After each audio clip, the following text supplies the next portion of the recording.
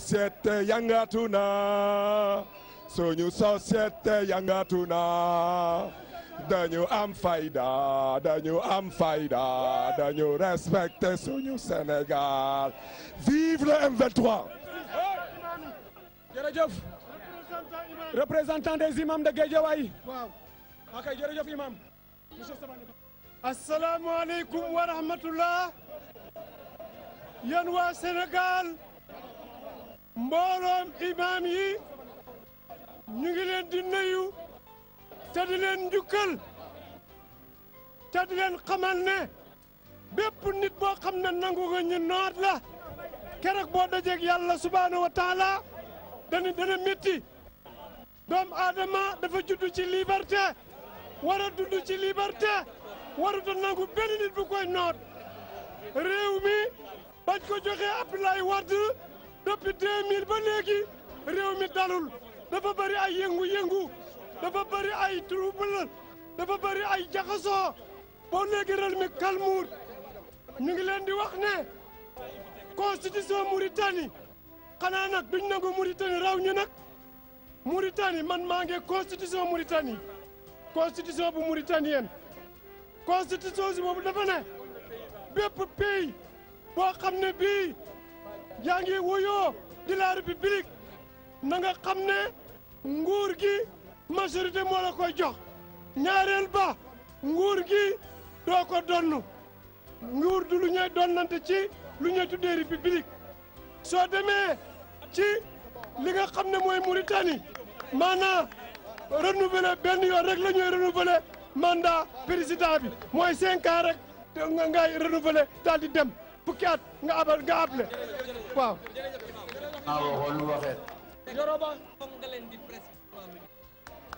Yoroba à la parole damay waxaat beneen message ñi nekk ci kaw podium bi mi ngi commencé incliné wu nañu wàcc podium bi leader yi ñoo fi war a nekk may leen ñu voilà Yoroba à la parole. jërëjëf salaamaaleykum peuple sénégalais dama bëgg bala may sori ci wax ji ma yónnee leen les salutations fraternelles du président Talla Sylla mi nga xam ne actuellement nii mu ngi Genève parce que xam ngeen ko partout à travers le monde il y a des manifestations et précisément à Genève aussi am na manifestation mu ngi foofu di leen nuyu. su loolu jeexee dama bëgg lancer un appel aux jeunes aux femmes yi nga xam ne nii su ngoonee dañoo nar a dem fële ci VDN bi di leen fàttali ne Ablaye Wade mi leen tiim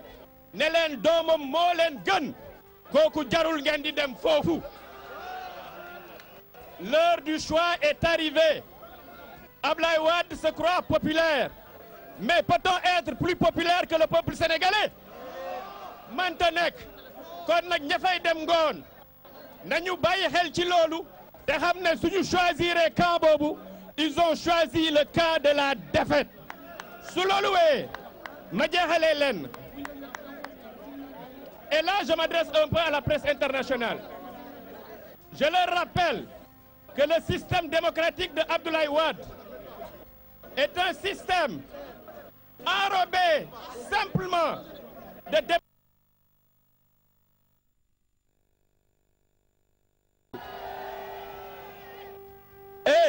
benn affaire laa leen di xamal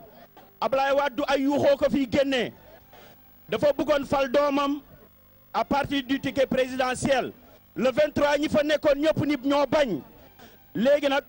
mu xalaat ni loolu mënul am mu ni nag léegi day nekk président est-ce que yéen bëgg ngeen Abdoulaye Wade présenté wu li ma bëgg ngeen xam mooy lenn rek laa bëgg ngeen xam ay jeunes yu mel ni yéen ñoo mun a dem inscrire jël seen carte faj Abdoulaye Wade parce que Abdoulaye Wade benn affaire moo am dafa foog ni moom Karim Wade Doudou Wade famille Wade bi ñoom moom Sénégal dama bëgg ñu xam benn affaire Abdoulaye Wade paa yi ñoo ko jëli woon pour mu nekk président mu dem ba nekk président wor ñu dama bëgg yéen ñëpp ngeen uti ay carte électorale tëbal ko Sénégal est-ce que pare ngeen pour uti ay carte donc maa ngi ñaan ñu puusaat tuuti ñoom maa ngi leen di ñaan opposition bi ñu fight pour Ablaye Wade déjà benn retirer candidature am mais tamit ñu ñafee ba ñu poussaat tuuti à clôture liste électorale yi parce que en 2012 dina am ay jeunes yu taxaw fii amaguñu 18 ans bu ñu amee 18 ans dinañ voter pour Ablaye Wade dem yoonam léegi tamit xalaat ni Ablaye Wade dafa corrompre waa village yi léegi nañu yabal ay jeunes yoo xam ne taxaw nañ ñoom ay peut-être seen doole matatu ko ay jeunes yoo xam ne taxaw nañ bu ñu dugg ci village yi parce que y a 17 000 et quelques villages ñu dugg ci village yi fight ba village yooyu mun a voter pour Ablaye Wade jóge fi gars yi jaajëf respect. Merci beaucoup Dandy Bibson. Maintenant la parole est au professeur Abdoulaye Bathily. Gagné ngeen la bataille internationale mais dafa am lu des ma ne leen lan moo des ñu ne votre mot d'ordre principal mooy ne touche pas à ma constitution ma ne leen wéy ñu ne ma mais est-ce que lu tax du ngeen respecter yéen seen bopp constitution bi ngeen xaar ba conseil constitutionnel wax ngeen door a def li ngeen def ma ne ko déet déglu leen bu baax déglu leen bu baax bu ngeen dégluwaatee combat bi ñu doon def pour alternance y a des cassettes de Abdoulaye Wade yu mu ne Abdou Diouf déglu ma fii du ñu xaar ba sa conseil constitutionnel di jël décision bu ko neex léegi la ñuy xeex ak yow donc ñun tamit du ñu xaar ba conseil constitutionnel u Abdoulaye Wade def li conseil constitutionnel Côte d'Ivoire def Afrique yëpp a ko fekkee conseil constitutionnel Côte d'Ivoire moo taxaw Laurent Gbagbo prêté serment mu ne ko yaay président Côte d'Ivoire même conseil constitutionnel boobu moo taxawaat ne Alassane Ouattara yaa gagné élection yi tabbal ko mu nekk président Côte d'Ivoire loolu dafa dul am Sénégal duñ ko seetaan ba muy am beneen mbir bi mooy loo xam ne du yoon jarul ñu koy yóbbu pour ñu koy atte conseil constitutionnel ak feneen ma ne leen Abdoulaye Wade moo njëkk ne peuple sénégalais moo ñu ci jëkk moo jël leadership bi ci question bi moom moo ne peuple sénégalais constitution bu bees bi mayuma ma présenté 2012 moo ko wax ba mu leer loolu nag bu ñëwee ne suñu aada may na ko mu ne wax waxeet ànduñu ci tey ànduñu ci ëllëg may jeexale ci benn point suñu xarit yooyu ne ma waaw yéen pourquoi ngeen manifester le 23 juin Abdoulaye Wade bëgg manifester le 23 juillet ngeen génn est-ce que da ngeen di contre manifester ma ne ko laaj boobu am na solo déglu leen ma bu baax li ñu fi indi mooy ne Abdoulaye Wade ak ay ñoñam ne touchez pas à notre 23 juin loolu moo ñu fi indi ne touchez pas à notre 23 juin 23 juin dugg na dans l'histoire du Sénégal ba pare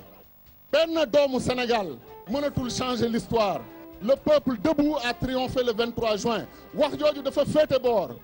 tey bu Ablaye Wade indi woon 100 000 personnes yoo xam ne ci ay njaganjaay lañ leen def jënd leen fay leen yóbbu leen VDN ça ne règle pas son problème am mooy moom moo jaaxle ci 23 juin xamul nu muy def ak 23 juin depuis lors fu mu ubbi gémmiñam malheureusement tojaange lay wax parce qu'il est terrorisé par le 23 juin mbokk yi may ñaan nag ñu jël décision fii place bi amagul tur place de l'obélisque la tudd nañ ko tuddee place du 23 juin muy place du peuple sénégalais ñu taxale ko suñu indépendance wéeru suñu monument de l'obélisque muy monument de l'indépendance ñu jóge fi nag dem wutali place bële bi nga xam ne ñoo ko moom muy le palais de la république jërëjëf luy jot na mbokk yi jërëjëf. loxo yi ci kaw yéen ñi bëgg góor gi dem loxo yi ci kaw yéen ñi bëgg ngóor si dem loxo yi ci kaw yéen ñi bëgg paa bi dem doom ji dem soxna si ñëpp dem góor gi na dem na dem a dem doom ji na dem na dem a dem na ñu dem a dem. Merci Didier. Nous allons donner maintenant la parole dinaa leen wax liste bi rek ñi ci des pour jël kaddu gi maître El Hadji Diouf bu ñu si jógee ñu jox ko Abdou Salam Fall bu mouvement Serigne Jamil ensuite Cheikh Bamba Dièye bu ñu si jógee ñu jox ko madame Aminata Tall ensuite ñu jox ko monsieur Idrissa Seck ensuite ñu jox ko El Hadj Malick Gakou ensuite ñu jox ko Macky Sall bu APR ñu tëjee ko monsieur Ousmane Tanor Dieng du parti socialiste. Maître El Hadj Diouf yaa am kaddu gi merci. ku ci nekk ñetti minutes s'il vous plaît.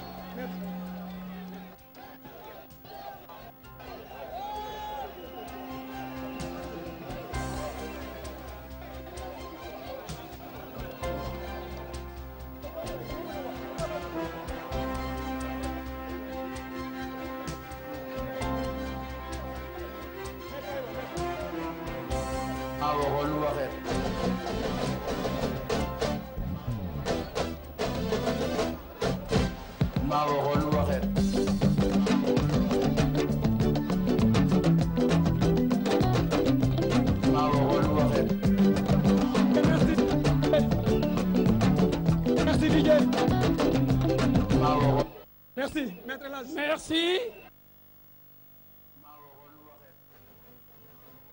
Peuple du Sénégal.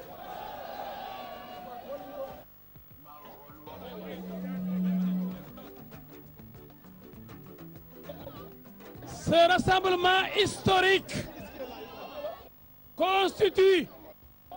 un rejet de la politique de Abdoulaye Wade, du rejet de Abdoulaye Wade lui-même. C'est la raison pour laquelle, suite à l'appel de mon ami Gadio, de baptiser cette place, place du 23 juin, je voudrais bien demander qu'on continue le rassemblement à cette place tous les samedis jusqu'au départ d'Abdoulaye Wade. Que toutes les Sénégalaises et tous les Sénégalais se rassemblent tous les samedis ici à cette place du 23 juin pour exiger le départ de Abdoulaye Wade, l'incompétent. Mari wóor na leen ni place bii ñu tojee sama xarit Gadio ñu dañ ko tuddee place du 23 juin damay ñaan ñu bañ a yem foofu mais ñu di fi daje samedi bu nekk ba Abdoulaye Wade abal ñu Sénégalais yi xam ni départ Abdoulaye Wade la ñu soxla bu boobaa mu xam ni Ndiaga Ndiaye yii muy indi milliards yi muy def ci ay mitingam ñorul Sénégalais yi intéressé wul Sénégalais yi kon boog ma di leen ñaan ngeen bindu am seen carte mobilisé wu nekk benn xam li ngeen bëgg jëlee fi sàcc yi jëlee fi raykat yi nit ñi jëlee fi criminels yi jëlee fi dëmb yi jërëjëf Sénégal ci kanam. Merci. Merci beaucoup, Maître El Hadj Diouf. La parole est au professeur Abdou Salam Fall du mouvement Bës du Ñakk. Voilà, grand peuple du Sénégal. Grand peuple du Sénégal. Je voudrais vous transmettre le message de Bës du Ñakk de Serigne Mansour Sy Djamil. En prenant le nom du mouvement pour la refondation nationale en l'appelant Bës du Ñakk, il avait, avec son mouvement, pressenti que ce jour du 23 juillet se passerait ici, que le peuple se réveillera et foutera dehors ceux qui ont toutes les raisons d'aller se reposer parce qu'à 90 ans, on a autre chose à faire qu'à aspirer, présider aux destinées d'un pays. Mansour Sy Djamil daf ma bàyyil ñetti kàddu yu ma leen waroon jottali benn bu njëkk bi moo di wax ni Abdoulaye Wade xamul lu dul épreuve de force rek la xam kon nag ku ko fi bëgg jëlee épreuve de force ngay am ak moom ba mu mat sëkk donc loolu mooy message bu njëkk bi ñaareelu message bi nag mooy ni ñaareelu message bi mooy ni Mansour Sy Djamil nee na ñaan na leen ngeen egg ak moom 4 appuis nee na victoire bi leer 4 appuis li ñu bëgg 4 appuis 4 appuis 4 appuis ah gaay nañ gaay yi dañ koy yóbbu ardo d'abord ñu doom di eggale 4 appuis yi gaay yi nee na ñu ne ci biir bi bokk mu nekk 5 appuis 5 appuis bu ngeen inscrire ci liste électorale yi ba pare ci loolu lay terminer Serigne Mansour Sy nee na ma ngi leen di yóbbante nee na bu ngeen inscrire ba pare lu ci topp mooy ngeen fexe ba seen fi ngeen di voté ku fa dëkkul bu mu fa voté bureau bi ngeen di voté ku fa dëkkul bu mu fa voté daf ñu bëgg processus électoral bu transparent gars yi 5 appuis na ñu dem 5 appuis jërëjëf peuple du Sénégal. Merci beaucoup professeur Abdou Salam. 2012 a ngi ñëw. na ñëpp bind ci liste électorale yi. yeewu leen. On donne la parole maintenant. Wake up. You better wake up.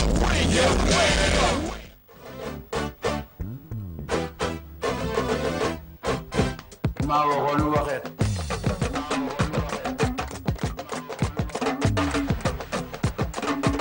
maa waxoon lu waxee.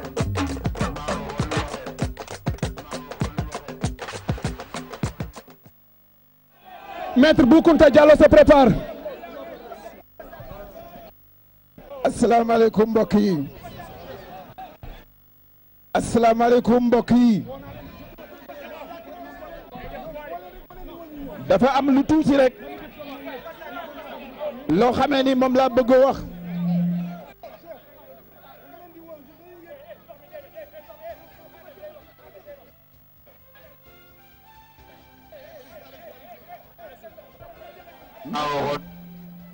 dafa am lu tuuti lu ma leen bëgg a wax.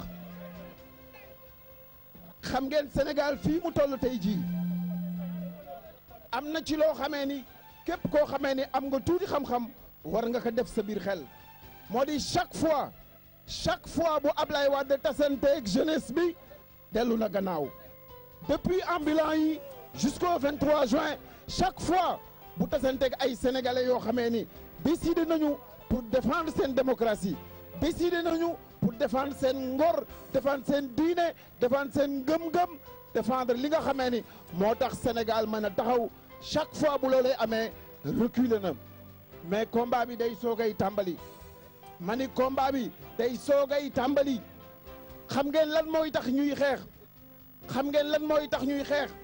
mooy bëgg yéen ñi ak ñun ñi ak suñuy doom nekk ci jàmm nekk ci démocratie nekk ci xéwal nekk ci liggéey gu mat te xam ngeen ni ñaaw na loolu 50 ans après indépendance waroon nañu toll feneen fu ñu dul xeex ay affaire démocratie 50 ans après indépendance leneen la ñu waroon itteewoo lu dul di reyante pour le respect de la constitution. Qu'est-ce qui nous est arrivé au point que ki nga xamee ni yàlla defal na ko ci ay at yoo xamee ni kër goo dugg ci Sénégal kër gu ngeen mënti dugg ci Sénégal lu fa mag Ablaye Wade Makka ma ni kër gu ngeen dugg ci Sénégal lu fa mag Ablaye Wade Makka waa mag moomu nan la mënee sàggane comment est-ce qu'il peut être léger comment est-ce qu'il peut être insensible au point de s'adresser à des millions de Sénégalais à ses enfants à ses petits-enfants à ses petits-enfants en leur disant que maa waxoon nee naa waxeet maa waxoon waxeet ma ni loolu xam ngeen loolu lan leen war a wax xam nga loolu lan la leen war a fàttali moo di que ni Serigne Touba dafa ni ku aju si ku mat dal di mat ku aju si ku des dal di des nous sommes insuffisants parce que nous avons un homme incapable insuffisant à la tête de ce pays et je vous dis une chose mag nag mooy fajal boppam ay bëgg-bëggam mani bu fekkente ni jóguñu suñu bopp li maam Abdou doon wax defuñu ko duñ ci génn maam Abdou dafa ni boo bokkee nit benn mbir mu jóg di ko yàq fulla ga mu am pour yàq nga amal fulla gu tol noonu pour empêcher ka ba du ko yàq loolu moo tax ma ni leen loolu rek moo tax ma ni leen bis bu nekk même bu fekkonte ni mbooloo mi nekk fi bu doon def lu ko neex benn xale bu tuuti boo xamee ne liir la dina jóg taxaw boot 14 millions de sénégalais yi wàcce ko fi mu nekk ndax réew mi si jàmm ak salaam rek lañ ko mën a taxaw maa ngi leen di gërëm di leen sant.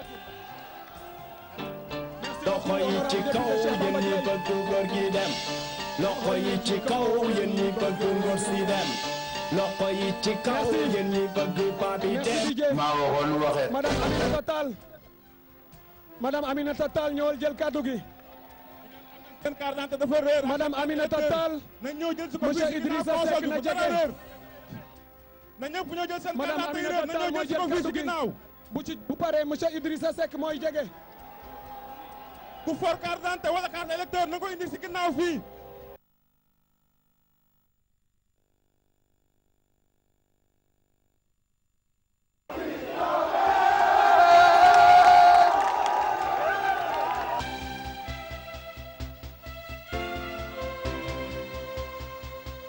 Le peuple est là, il est en train de dire non.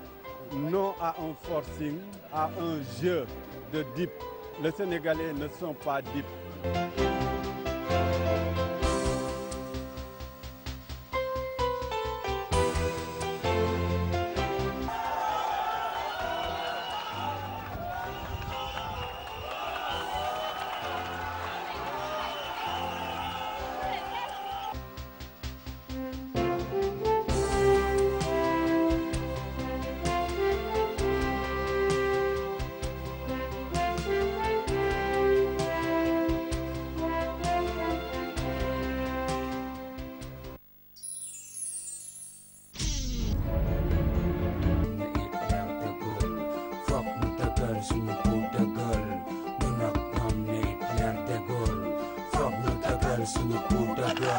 Nana tuma yeewoo Sénégal njaay mu ngi foqale sëgg lekk laax jaay ñu ngi may dugal wooy ku may dugal tugal ma yukki poos joxe paas ñoo ngi xoos teke kaas sànni oos jàpp waas xëcc noos bay bataas sëgg suñu salaire ba noppi di ñu geer doyal naa ci gis justice bu nuy ger lottu naa ci yeewu naan zëm doog ger gaalu dof du teer ñu nag yéen ba géej gi fer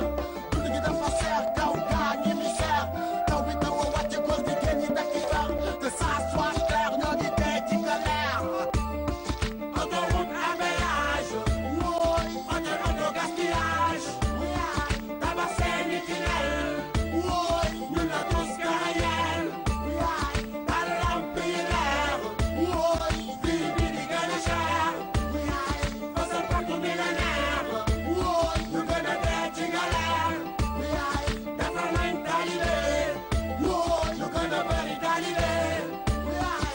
assise nationale wooy SOS mondial fokk ñu dëkkal suñu cour de gueule ñu nag ñoom ne Hitler de Gaulle fokk ñu dëkkal suñu cour de gueule ñu nag ñoom ne Hitler de Gaulle sa juróom ñaari at góor gi weex nañu xat ñu ne benn waay nga dellu sàcc suñuy carte daaneel nga ICS këpp keesu ASECNA la SAR lañ ko tëj essence gaz yokku na conjoncture bi dur góor gi amoo solution boo naa di diriger sa beneen plan à la con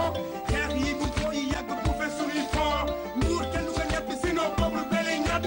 xiif bëgg a lekk amuñu ceeb amuñu pepp bul wàññi suñuy gaal yaa ngi digal Sénégal lekkati gis ak naxu li bay joxoo ñu lekk joxoo ñu xëy dëkk bi til fajoo ñu xëy ngir yàlla bul ñu rey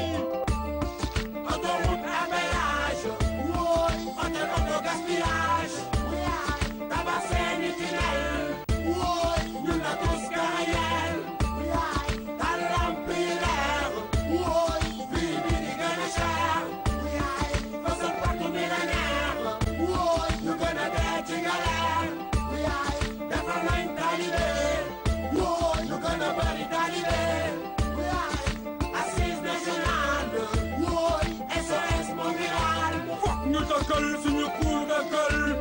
nag ñoom ne Hitler de Gaulle foog ñu dëggal suñu kuul dëggal ñu nag ñoom ne Hitler de Gaulle.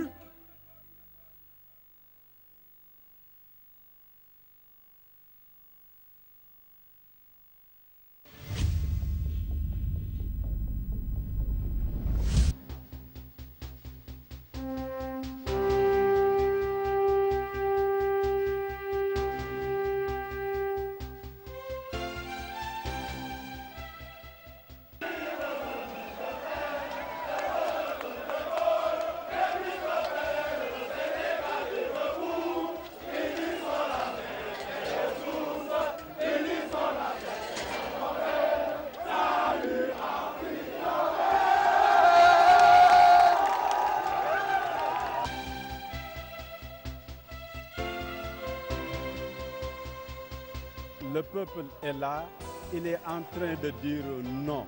Non à un forcing, à un jeu de dupes. Les Sénégalais ne sont pas dupes.